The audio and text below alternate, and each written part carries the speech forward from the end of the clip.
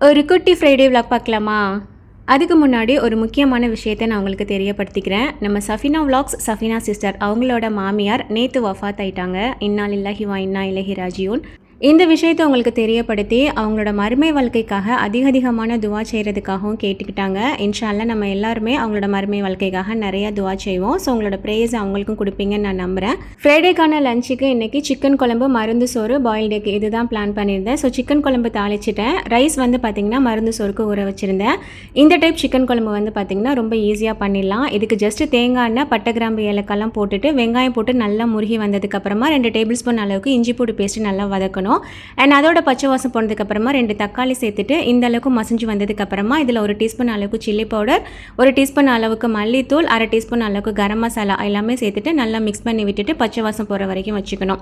And இதுக்கு ஒரு masala ready பண்ணணும். அதுக்கு மிக்சியில் கொஞ்சமாக தேங்காய், ஒரு கைப்பிடி அளவுக்கு தேங்காய், ஒரு 10லேருந்து 12 சின்ன வெங்காயம், 1 டீஸ்பூன் மிளகு, 1 டீஸ்பூன் சோம்பு, 1/2 டீஸ்பூன் அளவுக்கு ஜீரகம், 2 கிராம்பு, சின்ன துண்டு பட்டை, 2 ஏலக்காய் அண்ட் ஒரு 4லேருந்து 5 முந்திரி, இது எல்லாத்தையும் நல்லா தண்ணி சேர்த்து ஃபைன் பேஸ்ட்டாக அரைச்சி எடுத்து வச்சுக்கணும். அண்ட் இந்த சைடு மசாலாவோட பச்சை வாசம் போனதுக்கப்புறமா க்ளீன் பண்ணி வச்சுருந்த சிக்கன் சேர்த்துட்டு கொஞ்சமாக உப்பும் சேர்த்துட்டு அந்த மசாலாவோட சேர்த்து நல்லா பிரட்டி விட்டுக்கணும்.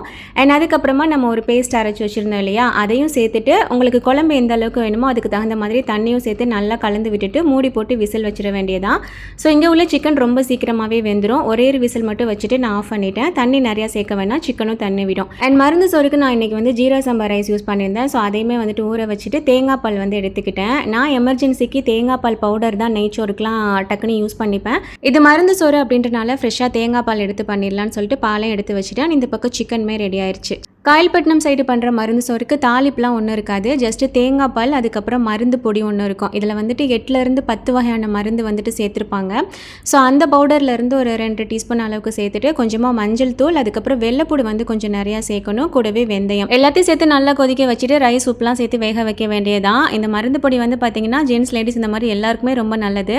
மெயினாக நம்ம பீரியட்ஸ் டைம்லலாம் சாப்பிட்டோம் அப்படின்னா அந்த பேக் பெயினுக்குலாம் நல்லது. அண்ட் அந்த கடையில் பிரேக்ஃபாஸ்ட்டுக்கு வேர்க்கடலை வேக வச்சுருந்தேன். அதை வச்சு சன்னா ஃப்ரை பண்ணுவேன் இல்லையா, அது மாதிரி பீனட் ஃப்ரை பண்ணுறதுக்காக வச்சுருந்தேன். அண்ட் இந்த சைடு தண்ணி கொதிச்சு வந்ததுக்கப்புறமா ரைஸ் உப்பெல்லாம் சேர்த்துட்டு நல்லா அதை வேக வச்சாச்சு. அண்ட் இந்த பக்கம் வேக வச்ச வேர்க்கடலை, சில்லி பவுடர், கொஞ்சமாக சன்னா மசாலா எல்லாம் சேர்த்து மிக்ஸ் பண்ணிவிட்டு மல்லித்தலை போட்டு மிக்ஸ் பண்ணி இறக்கிட்டேன். நார்மலாக இந்த சன்னா ஃப்ரைன்னு ஒன்று பண்ணுவேன் இல்லையா, அதுக்கு சிக்கன் 65 மசாலா சேர்ப்பேன். முடிஞ்சிச்சு, ஸோ அதனால் இந்த மசாலா போட்டேன். அண்ட் ரைஸ்மே வந்து பார்த்தீங்கன்னா சூப்பராக வந்திருந்தது. நார்மலாக இதை வந்து நார்மல் சாப்பாட்டு அரிசியில் தான் பண்ணுவாங்க. நான் ஜஸ்ட் இன்றைக்கி ஜீரக சம்பாவில் ட்ரை பண்ணுவேன்னு பண்ணேன். நல்ல வாசமாக டேஸ்ட்டுமே சூப்பராக வந்திருந்தது.